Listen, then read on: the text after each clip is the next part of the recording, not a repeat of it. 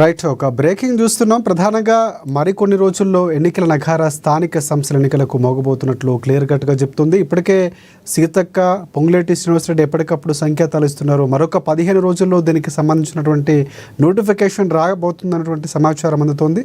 So దీనికి సంబంధించి పూర్తి అప్డేట్స్ అందించేందుకు మా సీఎంఓ ప్రతినిధి రమేష్ మనకి లైవ్లో సిద్ధంగా ఉన్నారు. సో రమేష్, చెప్పండి. చాలా కీలకం, ఎందుకంటే స్థానిక సంస్థల ఎన్నికలు పార్టీ పట్టు ఎలా ఉంది, వచ్చినటువంటి దాదాపుగా కాంగ్రెస్ పార్టీ గెలిచిన తర్వాత ఈ 18 నెలల్లో పార్టీ యొక్క పెర్ఫార్మెన్స్ ఎలా ఉండింది, సో ఇక్కడ ఉన్నటువంటి స్థానికంగా ఉన్నటువంటి నేతల మధ్య సమన్వయం చాలా అవసరం. సో దీనికి చాలా కీలకం అని చెప్పొచ్చు. సో మొదటగా ఏ ఎన్నికలు జడ్పీటీసీ, ఎంపీటీసీ నిర్వహించబోతున్నట్టు తెలుస్తుంది. పూర్తి అప్డేట్స్ ఏంటి? సంబంధించి ఎన్నికల నోటిఫికేషన్ అయితే రాబోతుంది. ముఖ్యంగా ఏదైతే జూలై నెలంతా కూడా ఎన్నికల సీజన్ కూడా ఉండబోతుంది రాజశేఖర్. దీనికి సంబంధించినటువంటి అంశాన్ని రాష్ట్ర రెవెన్యూ శాఖ మంత్రి పొంగులేటి శ్రీనివాసరెడ్డి ఈరోజు స్థానికంగా ఖమ్మం జిల్లాకు సంబంధించినటువంటి కాంగ్రెస్ నేతల సమావేశంలో స్పష్టం చేయడం జరిగింది. అంతకుముందు సీతక్క కూడా ఈ నెల చివరాఖరులో ఎలక్షన్కి సంబంధించినటువంటి నోటిఫికేషన్ వస్తుందనే విషయాన్ని కూడా తెలిపారు. ముఖ్యంగా చూసుకుంటే కనుక ముందుగా ఎంపీటీసీ, జెడ్పీటీసీ ఎన్నికలు, ఆ తర్వాత సర్పంచ్ ఎలక్షన్స్, ఆ తర్వాత మున్సిపాలిటీ ఎలక్షన్స్ అయితే నిర్వహించేటువంటి అవకాశం ఉంది మంత్రుల వ్యాఖ్యలను బట్టి. అయితే ముఖ్యంగా ఇప్పుడు మనం కనుక చూస్తే సుమారు 1.5 కాలంగా, అంటే 2024 జనవరి నాటికే పాత సర్పంచ్ల కాలం అయితే ముగిసిపోయింది. జనవరి 2024 నుంచి సుమారు 1.5 కూడా సర్పంచులు, గ్రామాలకు సర్పంచులు లేరు. దాంతోపాటు మండల పరిషత్, అట్లాగే జిల్లా పరిషత్కు సంబంధించినటువంటి ఎంపీటీసీ, జెడ్పీటీసీలు, అట్లాగే ఎంపీపీలు, జెడ్పీపీలు, జిల్లా పరిషత్ చైర్మన్లు కూడా లేరు. అది 2024 జూలై నుంచి కూడా వాళ్ళంతా లేనటువంటి పరిస్థితి ఉంది. దీంతోపాటు 2025 మేలో మున్సిపాలిటీ చైర్మన్ల పదవి కాలం వాళ్ళ పాలక మండలి కాలపరిమితి కూడా ముగిసిపోయిన నేపథ్యంలో వీటన్నిటికీ సంబంధించినటువంటి ఎన్నికలు నిర్వహించాల్సి ఉంది. ముఖ్యంగా తెలంగాణలో సుమారు 12,600కు పైగా సర్పంచులు లేరు, అట్లాగే ఉన్నారు. వారి అంతా కూడా ప్రస్తుతం పదవి కాలం లేదు. అట్లాగే 5,984 ఎంపీటీసీ స్థానాలు ఉన్నాయి. 31 జిల్లాలకు సంబంధించి జెడ్పీ చైర్మన్లు ఉన్నారు. 567 జెడ్పీటీసీ స్థానాలు కూడా వాళ్ళ కాలపరిమితి ముగిసిన నేపథ్యంలో ఈ అన్ని స్థానాలకు కూడా ఎలక్షన్లు అయితే జరగాల్సి ఉంది. ఇప్పటికే గ్రామాలతో పాటు మున్సిపాలిటీలు కానీ, అట్లాగే జిల్లాకు సంబంధించినటువంటి మండల, జిల్లా స్థాయిల్లో కూడా ప్రత్యేక పాలనాధికారులను నియమించి ప్రభుత్వం పాలన కొనసాగిస్తున్నప్పటికీ ఈ ప్రభావం అనేది ముఖ్యంగా రూరల్ ఏరియాలతో పాటు పాలనా పరంగా ల్యాబ్స్ ఎదుర్కొంటున్నటువంటి పరిస్థితి ఉంది. దాంతోపాటు ఏదైతే రెగ్యులర్ బడ్జెట్ రావాల్సి ఉంటుందో కేంద్ర ప్రభుత్వం నుంచి మనకు 15వ ఆర్థిక సంఘం నిధులు సంవత్సరానికి 1,500 కోట్ల రూపాయలు రావాల్సి ఉంది. ఇక సంవత్సరంన్నర కాలంగా సర్పంచులు లేకపోవడం వల్ల ఈ 15వ ఆర్థిక సంఘం నిధులు కూడా రావడం లేదు. దీనికి సంబంధించి గ్రామాల్లో ముఖ్యంగా వీధి దీపాలు, డ్రైనేజీలు, అట్లాగే రోడ్లకు, సీసీ రోడ్లకు సంబంధించినటువంటి చిన్న చిన్న పనులు కూడా చేపట్టలేనటువంటి పరిస్థితులలో గ్రామాలు ఉండిపోయిన నేపథ్యంలో స్థానిక ఎన్నికల నోటిఫికేషన్ రావడం అనేది ఆహ్వానించదగ్గ పరిణామం. దీంతో పాటు నిధులు రాకపోవడమే కాదు, ముఖ్యంగా ప్రభుత్వ సంక్షేమ పథకాలను తీసుకెళ్లడము, అట్లాగే గ్రామాల్లో ఉన్నటువంటి లబ్ధిదారుల ఎంపికకు సంబంధించి కానీ, లేదా ఇతర సంక్షేమ కార్యక్రమాలు, ప్రభుత్వ కార్యక్రమాలు నిర్వహించేందుకు ప్రభుత్వ అధికారుల మీదనే, స్పెషల్ ఆఫీసర్ల మీద ఆధారపడి రావడం అనేది కొంత ప్రభుత్వానికి నేరుగా ప్రజలతో కాంటాక్ట్ అయ్యేటువంటి అవకాశం తగ్గిపోతుంది. ముఖ్యంగా గ్రామాల్లో సర్పంచులు కానీ, ఎంపీటీసీలు, జెడ్పీటీసీలు ఉంటే కనుక లబ్ధిదారులను గుర్తించడం కానీ, ప్రభుత్వ పథకాలను వారికి చేరువేయడం, ప్రభుత్వానికి ప్రజలకు కోఆర్డినేషన్ అనేది వాళ్ళు చేస్తూ ఉంటారు కాబట్టి ఆఫీసర్ల మీద కొంత బర్డెన్ తగ్గుతుంది. సో ఈ నేపథ్యంలో ఇప్పటికీ నోటిఫికేషన్ రావడం అయితే కొంత శుభపరిణామం. అట్లాగే అభివృద్ధి పనులకు సంబంధించి, నిధులకు సంబంధించి ఇట్లాంటి కారణాలు కూడా చాలా ఇబ్బందికర పరిస్థితులు ఉండడం, ఈ ఎలక్షన్లు ముగిస్తే కనుక పాలన మళ్ళీ గాడిలోకి వచ్చేటువంటి అవకాశం ఉంది రాజశేఖర్. అయితే ఇంతకాలం ఆలస్యం కావడానికి అయితే కొన్ని కారణాలు కూడా ఉన్నాయి. ముఖ్యంగా తెలంగాణ ప్రభుత్వం అనేది బీసీలకు 42% రిజర్వేషన్ను అమలు చేయాలనేది భావించింది. కోసం దానికి సంబంధించినటువంటి బిల్లును కూడా అసెంబ్లీకి ఆమోదించి పార్లమెంటుకు కూడా పంపడం జరిగింది. దాంతోపాటు కులగణన చేపడుతుంది కేంద్ర ప్రభుత్వం. కులగణన ఆధారంగా రిజర్వేషన్లు అమలు చేయడం కొంత ఈజీ అవుతుందనేది తెలంగాణ ప్రభుత్వం భావిస్తూ వచ్చింది. అయితే 2027 ఏదైతే జనాభా లెక్కలతో పాటు కులగణన చేపడతామని కేంద్ర ప్రభుత్వం చెప్పిన నేపథ్యంలో ఇంకా 2 ఏళ్ళు ఆ కాలం పొడిగించడం అనేది, ఇట్లా సర్పంచులు ఎవరైతే ఎంపీటీసీలు వీళ్ళంతా లేకుండా ఆ పాలన సాధ్యపడదు అనేది ఇంకా అంటే దాదాపు 3 ఏళ్ల కాలానికి 2024లో వాళ్ళ పదవి ముగిస్తే కనుక ఇంకా 3 ఏళ్ళు స్పెషల్ ఆఫీసర్స్ పాలన అనేది ప్రాక్టికల్గా కరెక్ట్ కాదు, వర్కౌట్ కూడా కాదనేది ప్రభుత్వం భావిస్తుంది. ఈ నేపథ్యంలో జూన్ 30 లోపల చివరాఖరులో వీటికి సంబంధించినటువంటి నోటిఫికేషన్ వచ్చేటువంటి అవకాశం ఉంది. ముందుగా ఎంపీటీసీ జెడ్పీటీసీకి సంబంధించినటువంటి నోటిఫికేషన్ వస్తుంది. ఒకవేళ వీళ్ళంతా కూడా సర్పంచులతో పాటు ఎంపీటీసీ జెడ్పీటీసీ మున్సిపల్ పాలక మండళ్ళు మున్సిపల్ చైర్మన్లు కూడా వస్తే కనుక వాటికి సంబంధించినటువంటి పెండింగ్ బిల్లులు కూడా క్లియర్ అయ్యేటువంటి అవకాశం ఉంది. అట్లాగే గ్రామాల్లో పరిపాలన కూడా ఒక గాడిలో పడేటువంటి అవకాశం ఉంది. రాసి రైట్. అంటే ప్రధానంగా అంటే ఇక్కడ పర్సంటేజ్ చూసుకుంటే అంటే మొన్న క్యాబినెట్లో కానీ మంత్రివర్గ విస్తరణలో చాలా కీలకంగా బీసీలకు ప్రాధాన్యత ఇవ్వటం, బడుగు బలహీన వర్గాలు ఎస్సీ ఎస్టీకి, అందులో ఉన్నటువంటి షెడ్యూల్ కులాలకి చాలా క్లియర్ కట్గా అక్కడ కాంగ్రెస్ పార్టీ ఆ పార్టీకి సంబంధించినటువంటి రూల్స్ని మార్చింది, ఎప్పుడు లేని చరిత్ర సృష్టించింది. మొన్న పీసీసీ సంబంధించినటువంటి విస్తరణలో కూడా అదే స్థాయి బీసీలకు ఎస్సీ ఎస్టీలకు ప్రాధాన్యత ఇచ్చినటువంటి పరిస్థితి. సో ఇక్కడ క్లియర్ కట్గా ఎలా ముందుకు వెళ్ళబోతుంది? కాంగ్రెస్ పార్టీ చేసినటువంటి కులగరణ ఆధారంగానే ఇక్కడ సీట్లు కేటాయింపు ఉండబోతుందా? అమలు చేస్తామని అయితే ఇప్పటికే తెలంగాణ ప్రభుత్వం ప్రకటించింది. ఇప్పటికే అసెంబ్లీ కూడా ఈ బిల్లుకు 42% బీసీలకు రిజర్వేషన్లది అమలు చేస్తూ ఆమోదించింది. దీన్ని పార్లమెంట్ ఆమోదం కూడా పంపినప్పటికీ ఇంకా అక్కడ కేంద్ర ప్రభుత్వం నుంచి మనకు క్లారిటీ రావాల్సి ఉంది. అయితే సేమ్ టైం ఏదైతే బీసీ జనాభా ప్రాతిపదికన సీట్లు కేటాయించడం, క్యాబినెట్ కూడా వాళ్ళకి అవకాశం ఉన్నంత వరకు ఆ ప్రభుత్వం కూడా ఆ స్థాయిలో జనాభా దామాషా పద్ధతిలో క్యాబినెట్ అయితే కూర్పు చేసింది. సేమ్ టైం బీసీ రిజర్వేషన్లను కూడా అమలు చేసేటువంటి అవకాశం ఉంది. 42% రిజర్వేషన్ అనేది స్థానిక ఎన్నికల్లో కూడా అమలు చేస్తామనేది ఇప్పటికే కాంగ్రెస్ ఒక హామీగా ఇచ్చింది. పార్లమెంట్ వద్ద పెండింగ్లో ఉంది. ఎంపీటీసీ జెడ్పీటీసీ ఎలక్షన్లు ముగిసే సమయానికి దీనిపై కొంత క్లారిటీ వచ్చేటువంటి అవకాశం అయితే ఉంది.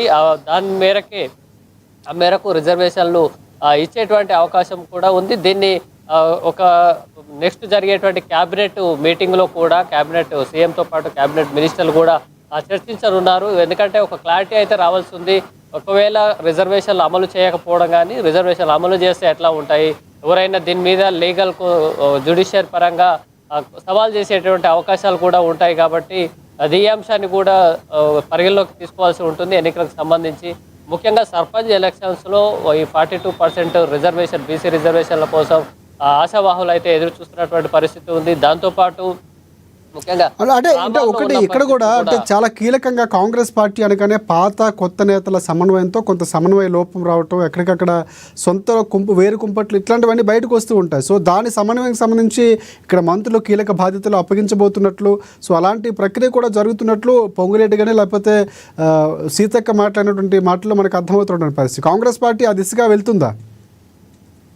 ఇప్పటికే జిల్లాకు సంబంధించినటువంటి ఇన్ఛార్జ్ మంత్రులను లేటెస్ట్గా నియమించడం జరిగింది.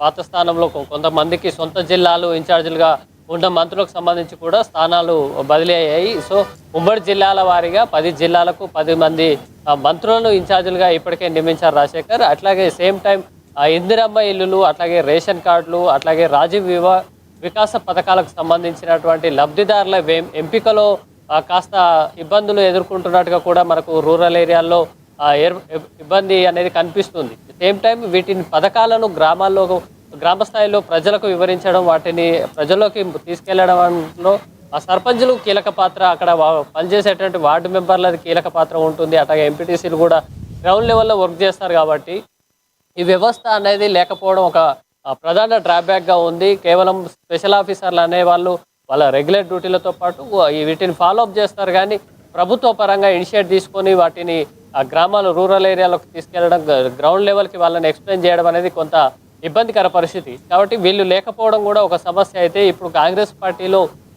ఇందిరమ్మ ఇళ్ల పథకానికి సంబంధించి ఏదైతే కమిటీలు వేసారో కొన్ని చోట్ల విమర్శలు అయితే వస్తున్నాయి. దాంతోపాటు ఆ ల్యాబ్స్ కూడా ఉన్నాయి. లబ్ధిదారులకు అందడం లేదు అనేది కొంత ఆరోపణలు వస్తున్న నేపథ్యంలో దీనిపై మంత్రి కూడా స్పందించడం జరిగింది. రెవెన్యూ శాఖ, హౌసింగ్ శాఖ పొంగులేటి శ్రీనివాసరెడ్డి చూస్తున్నారు. ఆయన స్వయంగా చెప్పడం జరిగింది, పార్టీలతో సంబంధం లేకుండా పథకాలను poorest of the poor criteria తీసుకొని రూరల్ ఏరియాలో గ్రామ స్థాయిలో అందించాలి అనేది ఆయన స్పష్టంగా చెప్పినప్పటికీ ప్రాక్టికల్గా వచ్చేటువంటి సమస్యలు ఏవైతే ఉంటాయో ఇవి కొంత గ్రూప్ తగాదాలకు దారితీసేటువంటి అవకాశం ఉన్న నేపథ్యంలో స్థానిక సంస్థల ఎన్నికల నోటిఫికేషన్ వస్తుంది. మరో 15 రోజులలో నోటిఫికేషన్ వస్తుంది. జూలై మధ్యవారం నుంచి ఆగస్టు మధ్యవారం అంటే సుమారు నెల రోజుల గ్యాప్లో సర్పంచ్ ఎలక్షన్స్ జరిగేటువంటి అవకాశం ఉన్నాయి. ఆగస్టు 15కు అంటే ఈలోపు ప్రధానంగా రైతు భరోసాకు సంబంధించి రైతు బంధు గత ప్రభుత్వం రైతు భరోసాగా మారింది. అలాగే సన్నాలకు 500 రూపాయల బోనస్ ఈ రెండు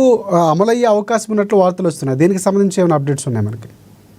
ప్రభుత్వం రైతులకు సంబంధించి స్కీమ్స్ అయితే రెగ్యులర్గా అమలు చేస్తుంది. అట్లాగే జనరల్ బెనిఫిషియర్స్ రైతులతో పాటు గ్రామాల్లో ఉన్నటువంటి యువకులకు కానీ లేదా ఇళ్లకు సంబంధించి కానీ ఇతరత్ర వాళ్ళ ఎలిజిబుల్ క్రైటీరియాని బట్టి ఆ స్కీములు అమలు చేసేటువంటి కార్యక్రమం అయితే కొనసాగుతుంది. కానీ కొంత డ్రాబ్యాక్ కానీ ఒకవేళ ఖజానాకు సంబంధించినటువంటి ఆ పరిస్థితులను చూసుకొని వాటి మీద ముందుకెళ్తుంది. కానీ ప్రభుత్వం ఇచ్చిన హామీలను మాత్రం ఎక్కడ వెనక్కి తీసుకుంటున్నట్టుగా మనకేం కనిపించడం లేదు. స్కీమ్స్ అయితే ఇంప్లిమెంటేషన్ అవుతున్నప్పటికీ గ్రౌండ్ లెవెల్లో ఉండేటువంటి సమస్యలు కానీ లేదా ప్రాక్టికల్గా వచ్చేటువంటి ఇబ్బందుల కారణంగా కొన్ని డ్రాబ్యాక్ జరుగుతున్న మాట వాస్తవమే. కానీ అవి ప్రభుత్వ స్థాయిలో జరగడం లేదు. ఎక్కడైతే లోకల్ గ్రౌండ్ లెవెల్లో రూరల్ లెవెల్లో అంటే ఊళ్ళల్లో ఎట్లాంటి చిన్న చిన్న నేతలు ఎవరైతే ఉంటారో అక్కడ గ్రామ స్థాయిలో ఉండేటువంటి నేతల కారణంగా వారికి వాటిని అర్థం చేసుకోలేకపోవడం లేదా అక్కడ ఉండేటువంటి ఆధిపత్య పోటీల కారణంగా మండలాల్లో జిల్లాల్లో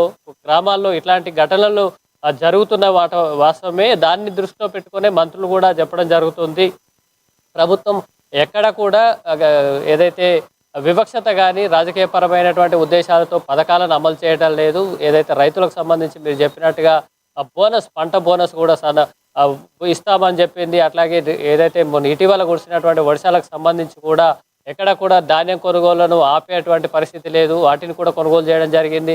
అట్లాగే ఖరీఫ్ సీజన్కి సంబంధించి ఇప్పుడు రానున్న వర్షాకాలానికి సంబంధించినటువంటి ఏదైతే ఏర్పాట్లకు సంబంధించి విత్తనాలు కానీ ఎరువులు కానీ వారికి సంబంధించినటువంటి మెకానిక్స్ అంటే యంత్రాలు ట్రాక్టర్లు కానీ ఇతరత్ర పరికరాలు ఏవైతే ఉంటాయో కలుపు యంత్రాలు కానీ ఇట్లాంటివి ఎట్లా సమకూర్చాలి అనేది దాన్ని ఒక డైరెక్షన్ కూడా ఇవ్వడం జరిగింది. అట్లాగే అగ్రికల్చర్ యూనివర్సిటీకి సంబంధించినటువంటి శాస్త్రవేత్తల సహకారంతో జిల్లాలకు టీంలు పంపించి రైతులకు అక్కడ భూసార పరీక్షలు చేయడం వాటికి సంబంధించిన ఎరువులను సజెస్ట్ చేయడంతో పాటు వారికి పంట సాగులో మెలకువలు కూడా చెప్పేటువంటి కార్యక్రమం కూడా కొనసాగుతుంది.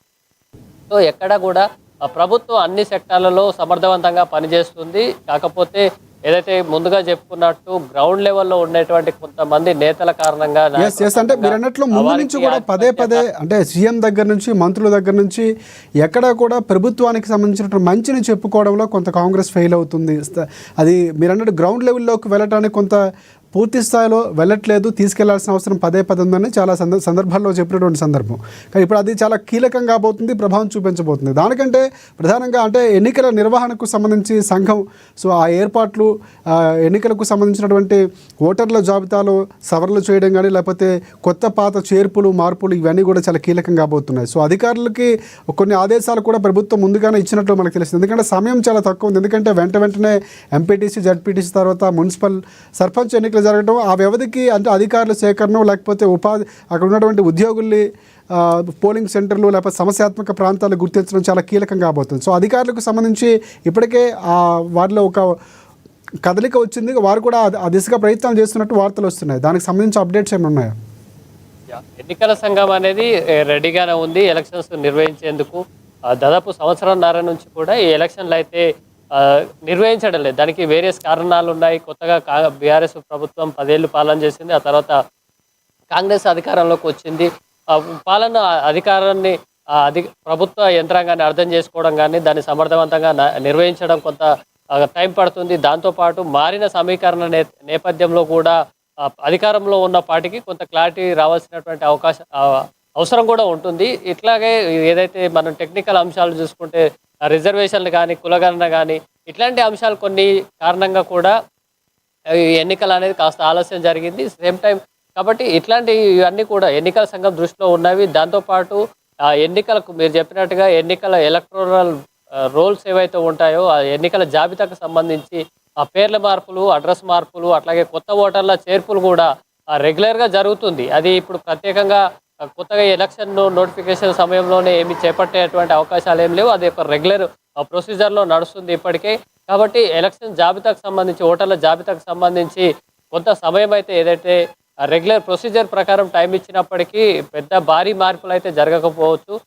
ఇప్పటికి ఉన్నటువంటి జాబితానే మ్యాక్సిమం సెటిల్ అవుతుంది. ఏదైతే నోటిఫికేషన్ వచ్చే నాటికి ఉంటుంది. కాకపోతే అక్షర దోషాలు కానీ ఇట్లాంటి చిన్న చిన్న మిస్టేక్స్ ఉంటే మాత్రం వాటికి ఏదైతే రెగ్యులర్ ప్రొసీజర్లో టైం ఇస్తారు. కానీ కొత్తగా వచ్చి కొత్త ఓటర్లు మార్పులు చేసుకోవడం లేదా ఓటర్ల జాబితాని తొలగించడం అనేది పెద్ద మార్పు అయితే రాకపోవచ్చు రాజశేఖర్. ఎందుకంటే రెగ్యులర్ ప్రొసీజర్లో ప్రతిరోజు కూడా మనం ఎలక్షన్ వెబ్సైట్లోకి వెళ్ళి చేసుకునే దానికి అవకాశం ఉంది. దానికి సంబంధించినటువంటి డాక్యుమెంట్స్ ఆన్లైన్లో అప్లై చేసి లేదా మీ సేవల ద్వారా కూడా మనం ఎప్పటికప్పుడు అప్లోడ్ చేసుకోవచ్చు. గ్రామ స్థాయిలో కూడా ప్రత్యేకంగా దీనికోసం ఒక ఆఫీసర్ని కానీ ఒక వ్యక్తిని కానీ నియమించారు. ఏదైతే గ్రామ స్థాయిలో కొంతమంది చనిపోతుంటారు లేదా కొత్త ఓటర్లు వస్తుంటారు, వాటికి ఏజ్ పరంగా చూసుకున్నా లేదా మ్యారేజెస్ అయినప్పుడు కొత్త ఓటర్లు కూడా మార్పు చేస్తుంటారు. సో దీనికి సంబంధించి ప్రత్యేకంగా ఒక వ్యక్తిని కూడా గ్రామ స్థాయిలో ఏర్పాటు చేయడం జరిగింది. అట్లాగే మున్సిపాలిటీలో కూడా ఒక ఆఫీసర్ని అలాట్ చేసి ప్రొసీజర్ అనేది రెగ్యులర్గా కొనసాగుతున్న నేపథ్యంలో ఓటర్ల జాబితాకు సంబంధించి ఎట్లాంటి పెద్ద మార్పులు రాకపోవచ్చు. సేమ్ టైం ఎన్నికల సంఘం కూడా దీనికి రెడీగానే ఉంది రాసి. Right right right thanks for updates Ramesh. ప్రధానంగా చూద్దాం, మీరు అన్నట్లు చాలా కీలకం కాబోతుంది స్థానిక సంస్థల ఎన్నికలు. ఎందుకంటే ఎంపీటీసీలు లేక జడ్పీటీసీలు లేక చాలా కీలకంగా బోసిపోయినటువంటి పల్లెలకు సంబంధించి కొత్త నూతనమైన ఒక వరడి రాబోతుంది. నూతనమైనటువంటి ఒక సిగ్నల్స్ అంటారు కదా, ప్రధానంగా చూసుకుంటే వ్యవస్థ గాడిలో పడాలంటే గ్రౌండ్ లెవెల్లో చాలా కీలకం కావాల్సిన అవసరం ఉంది. మీ అన్నట్లు చాలా కీలకంగా పనిచేస్తుందని కూడా మనం ఆశిద్దాం. Right, thanks for updates Ramesh. చూద్దాం, మంత్రుల నోట ఎక్కడ చూసినా స్థానిక సంస్థల ఎన్నికలకు సంబంధించే మాట వినిపిస్తుంది. త్వరలోనే ఎన్నికల నగారా మోగబోతుంది. ఇటువైపు అధికారులు కూడా సంసిద్ధంగానే ఉన్నట్లు కూడా మనకు పూర్తి స్థాయిలో సమాచారం అందుతుంది. మరొక 15 రోజులు అంటే ఈ నెలాఖరికల్లా ఒక క్లారిటీ రాబోతుంది. సో ఆ తర్వాత 15 రోజుల గ్యాప్లోనే పంచాయతీ ఎన్నికలు అలాగే మున్సిపల్ ఎన్నికలు కూడా జరగబోతున్నాయి. జడ్పీటీసీ ఎంపీటీసీలు కూడా, ఎందుకంటే ఇప్పటికే బిల్లులకు సంబంధించి పెండింగ్లో ఉన్నాయి. స్థానికంగా చేయాల్సిన పనులు కానీ పార్టీల పరంగా చూసుకుని కూడా చాలా కీలకంగా అభివృద్ధి కార్యక్రమాలు వెళ్ళాలంటే అక్కడ ఒక వ్యవస్థ ఉండాల్సిన అవసరం ఉంది. అదే పంచాయతీ వ్యవస్థ కీలకంగా కాబోతున్నటువంటి పరిస్థితి కనిపిస్తుంది. సో ఇది ఇవాళ స్పెషల్ రిపోర్ట్. మరిన్ని అప్డేట్స్ కోసం చూస్తూనే ఉండండి ANN తెలుగు న్యూస్.